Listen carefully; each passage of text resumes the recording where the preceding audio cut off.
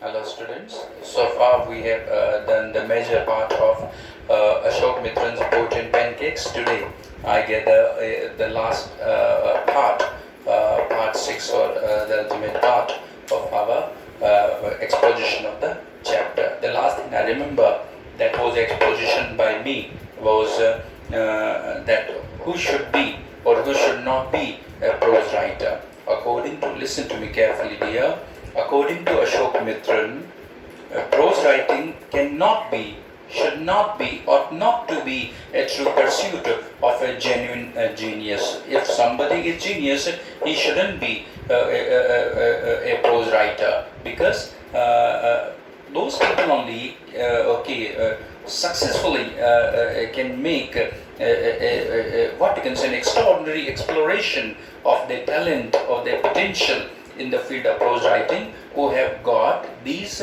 following traits or the qualities in their personalities. First one, which I already told you, must be having infinite passions there. Second one, must be persistent, keep doing his work there. Third one, perseverance. The power of perseverance, I mean that keep doing your work with great diligence and extraordinary devotion till you reach success, till you accomplish your goal. And the fourth one, that person must be insult proof there. Means rejection, should not be a big thing, for that particular person. Then only that fellow can be a tremendous, a very successful prose writer. But the persistent, the perseverant, and the patient generally are not the qualities or the characteristics generally usually associated with a genius there. So, according to Ashok Mitran, a genius cannot be a prose writer. A prose writer, one more quality has been mentioned there. A prose writer must be having a shrunken heart, a small heart. Small heart, I mean there, insult-proof heart. Insult-proof heart means that when a prose writer, writes something, some sort of story, short story, big story, long story, a fiction there, or any sort of prose there on a particular theme, it got to be published. But when he takes his manuscript of the story to a particular publisher or to a publication there, not necessarily that every time the publisher would be agree to publish that particular prose in his magazine there. If he likes it, or if he thinks that there is some sort of promise in that writing, then only he would approve his prose to be published there. And generally the majority, the prolific chances is that generally a prose writer gets a rejection, that the publisher thinks that it is not up to the mark, magazine will not be able to extract a good profit out of it there, he rejects it. And instantly the prose writer has to take his manuscript out of the publisher there. So person must be having no impact of any sort of disapproval or rejection there. That is called shrunken heart. Let us start or resume the journey ahead of it there. Prose piece and send it to the another editor. Enclosing postage. Perseverance does diligence, effort. Its rejection slip don't mean a thing to. I'm just reading at page number 64 and I think 7th or 8th last line. Get your focus on dear. He at once sets about making fresh copy of the long prose piece and a line above. That nothing can break it. Rejection slips don't mean a thing to him. Prose writer. I already explained that a person who has got shrunken heart can be a successful prose writer, because many a time when his prose will be rejected by the publisher there, ordinary person may get depressed, disappointed out of it. But if he has got a shrunken heart, it won't be a big thing for him. He'll be just getting or taking that particular manuscript of his prose writing to any other publisher there. That's all. He will be doing that. Ordinary person may take it profound, more deeper, and can get depressed there. piece and sends it. He at once sets about making a fresh copy of the long prose piece and sends it to another editor, enclosing postage for the return of the manuscript. Instantly, once he gets rejected, he will take the manuscript again, will be rewriting the stuff again to be published for the next or the other publishers there, and would be sending his manuscript to other publisher having a postage, the postal stamp, so that if the other one also didn't like it to be published, then he can send it to the prose writer again, his manuscript there. It was for such people that the Hindu had published a tiny announcement in an insignificant corner of an unimportant page, a short story contest organized by a British periodical by the name The Encounter, of course, there.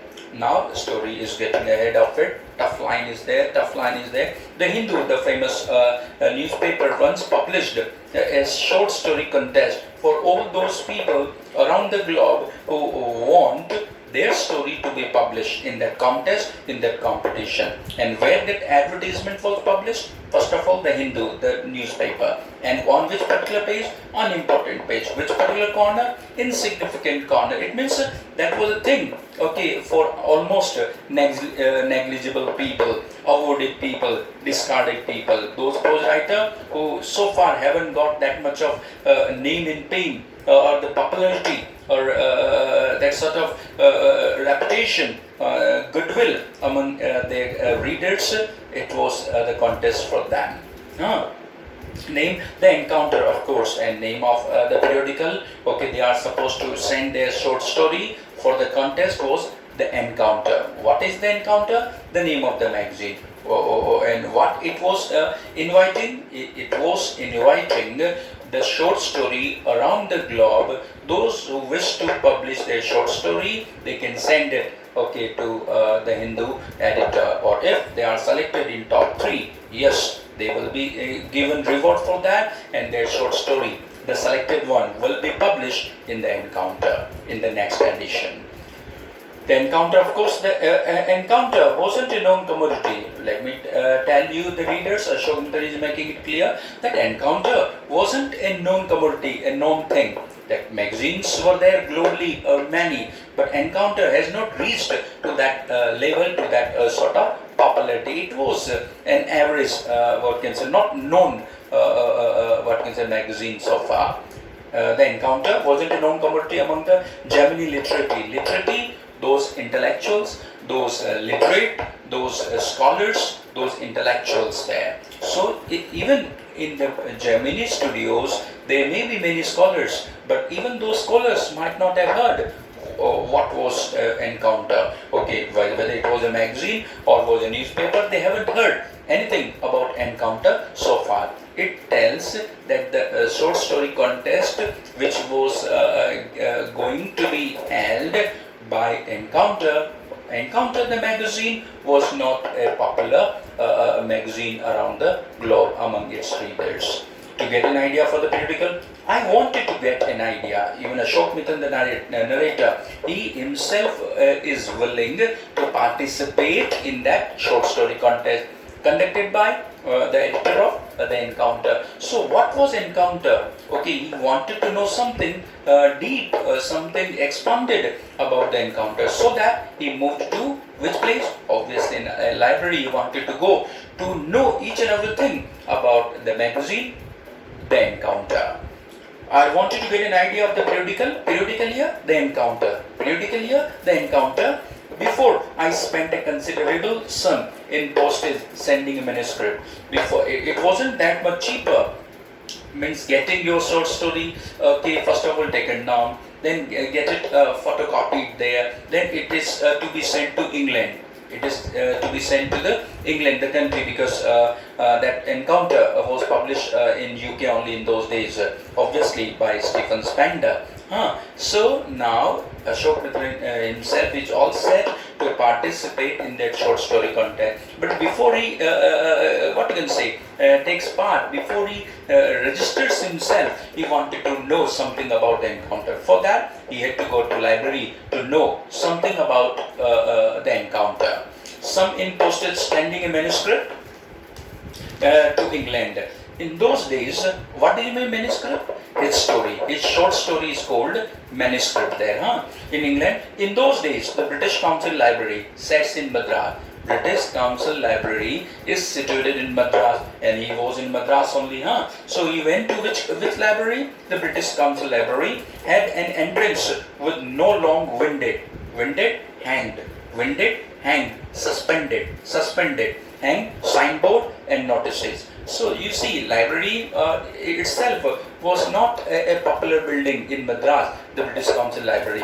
It had no signboard, it had got no hanging boards, it was having no notice that it was British Council Library there. It was a silent place, marooned by the people's visit. Away, situated far away. Okay, it means the library didn't attract any readers at all there. It was all isolated, it was all silent, it was having no signboard, it was having no hoarding, it was having no notice whatsoever. To make you feel you were sneaking, going somewhere stealthily, entering somewhere stealthily, sneaking into a forbidden area, forbidden, a banned area, forbidden, a prohibited area there, obviously. So it was like that he was going all alone there in an isolated, banned area, prohibited area, forbidden area. Generally people don't visit British Council Library. He was just going very stealthily, very silently into the library, which had got no signboard, which had got no notice board, which had no hoardings there of its identity or recognition. The encounter area forbidden, and there were copies of the encounter lying about in various degrees of freshness there. Satire, humor has been used there. The moment he entered into the library, he was able to see the copies, host of copies, lot of copies of the magazine, The Encounter, which was lying there in extraordinary of freshness. People were least bothered to get into the contents of The Encounter. Nobody even touched it. Therefore, it was lying absolutely in fresh and branded new condition. Okay, the kind of lying about degree freshness, almost untouched by the readers. The author, wants the reader to have a laughter that people were least bothered and they didn't even touch. Reading is a further thing, distant thing. They haven't touched it. To see what was the content inside that. Thus by readers. I remember out of it that many of the students, when you see their Flamingo, the textbook now, oh my God, branded new condition there. Who knows, they may be thinking to get a great benefit out of that fresh copy of the Flamingo next year, try to mean that. Of the encounter lying about various degree of freshness, almost untouched by readers. When I read the editor's name, I heard a bell ringing in my shrunken heart. Underline the shrunken heart, bell ringing there. Or when he when he came to know that who was the editor of the encounter, suddenly he lost in a flashback. A bell rang, he lost in a flashback. Shrunken heart, he was a prose writer. Therefore, he had what type of heart? A insult-proof heart there. So when he saw, oh my God, encounter by Stephen Spender. When you remember when he was in Gemini studio there, a few years back, there came a guest from England, that was Stephen Spender. So he instantly lost in a flashback, looking at the name. Oh my God, it is the encounter edited by Stephen Spender. Oh my God, that's the same person who came to our Gemini studio few years back. He visited the Gemini studio. It was the poet who had visited the Gemini studio. I felt like I had found a long lost brother, and I sang as I sealed the envelope and brought out his address. I felt that he too would be singing the same song at the same time there. And then long lost brothers, an Indian movie, find each other by singing the same song. In the first reel and in the final reel of the movie, Stephen Spender, that was his name there. The moment he encountered the name, he saw the name, Stephen Spender was the editor, something rang, okay, in his heart. Oh my God, the same person there, the same poet who came to our Gemini studio few years back there. So he wrote, okay, his all contents of the short story contest, whatever he wanted to write it, he wrote it, just put it, his story into the envelope there, the pages, and just put the stamp. Okay, put the stamp there. And when he just came across the name of the Stephen Spender, okay, he lost in a flashback that it was a time once the poet came to his Gemini studio.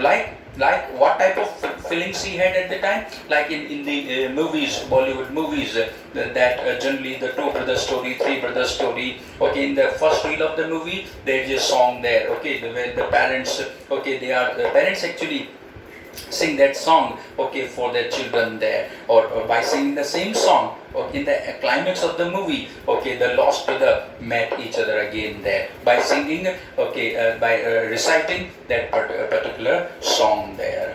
So they identify, oh my God, how you came to know that particular song? Oh, my father used to, my elder brother used to, my mom used to, okay, you, me, you, me, brother, like that. So by reciting the song in the Bollywood movies, the two long lost brothers met by recitation of the song. In the same manner, when he saw the name of the writer or the editor, that was Stephen Spender, he lost in a flashback and thought that Stephen Spender, that was the poet who a few years back came to Gemini. Even the Stephen Spender also, when he will be taking his short story, you can say registration copy there, okay, when he will be coming across Ashok Mitran, he must be thinking about the same, that he has met his lost brother Ashok Mitran. Few years back he had met him in Gemini studio. So it was like a movie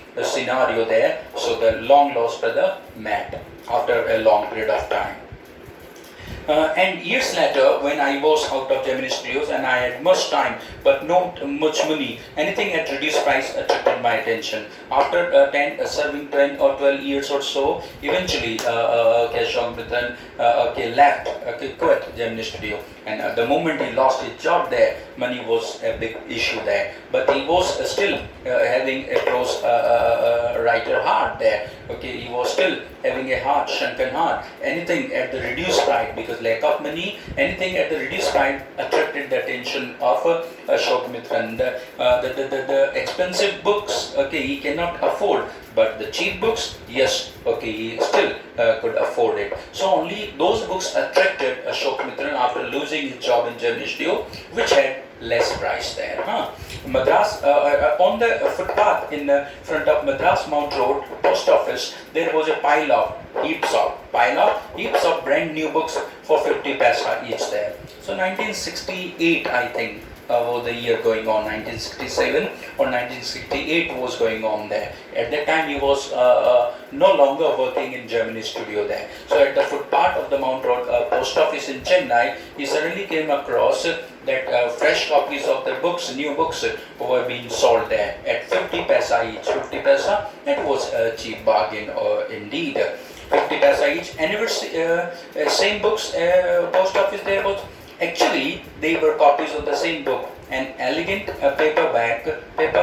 paper comes with flexible binding.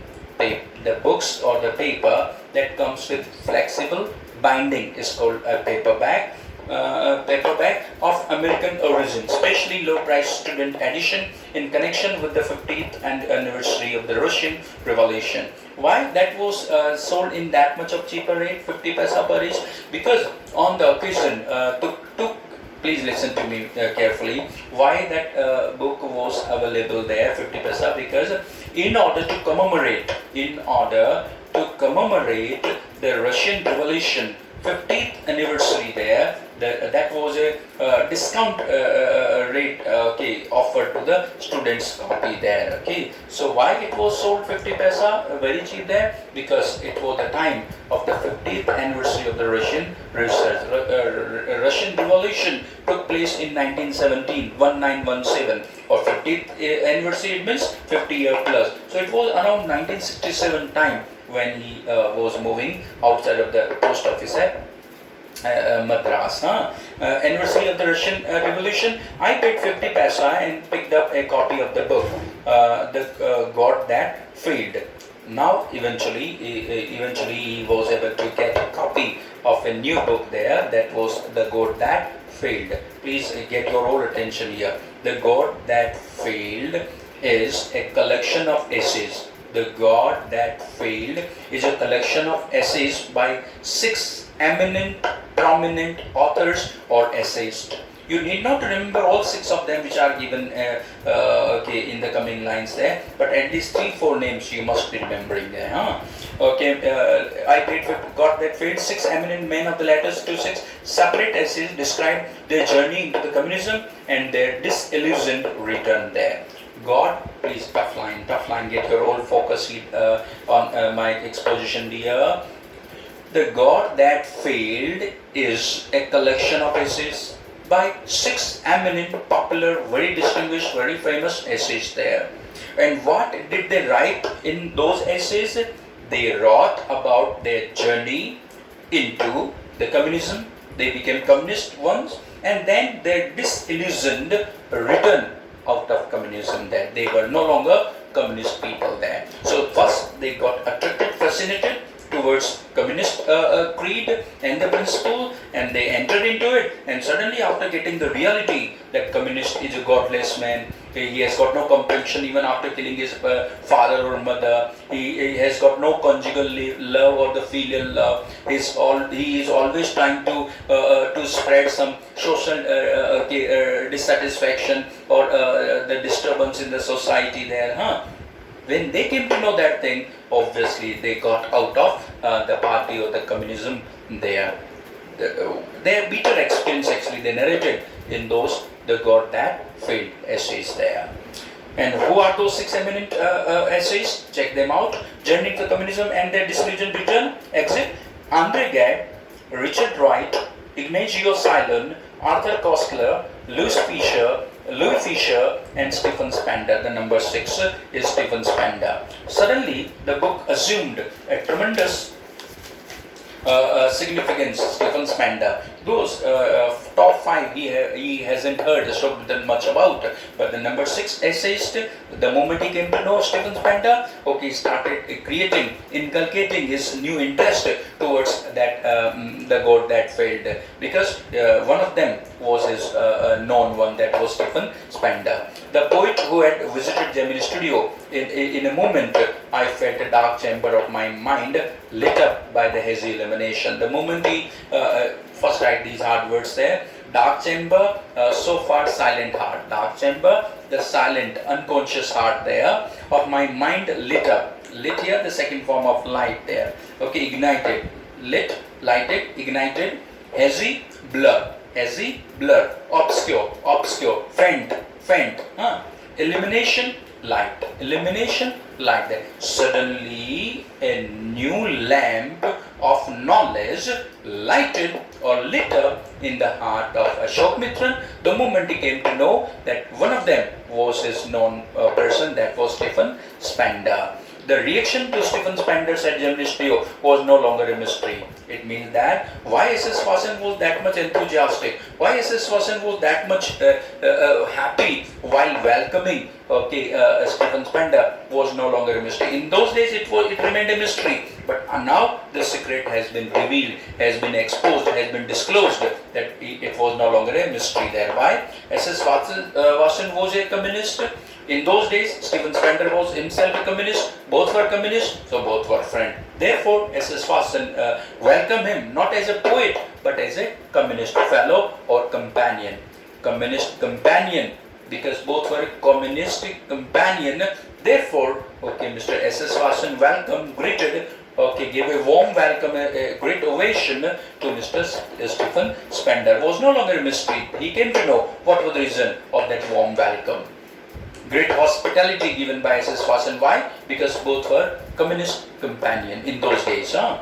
The reaction to Stephen Spender at Gemini Studio was no longer a mystery. The boss of Gemini Studio, S.S. Watson, may not have much to do with Stephen Spender poetry. Why he welcomed? Not because that he was can say enormously convinced, influenced by the terrific poems written by Stephen Spender. No. That wasn't the reason of that warm welcome. Reason was that both were communists. Both were communist companion. Therefore, he welcomed him at Gemini Studio in those days with great hospitality. But not with his God that failed there. So he not have much to do with Stephen Spender, but he has got many things to do with God that failed.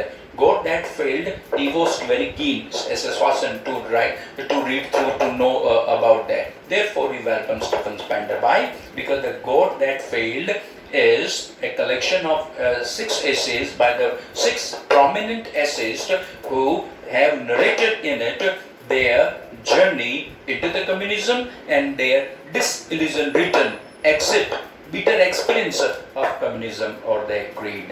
They have mentioned those things, those scathing experience of the communist party or the creed, they have mentioned into it. S.S. Watson was a communist, so was Mr. Stephen Spender. Therefore,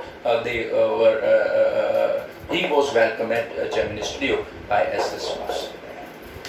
Thank you, dear. That was the chapter explanation over. And try to listen twice and thrice, time and again, this explanatory part, so that you can hone your comprehension part. Next time, we'll be having some discussion over question answer.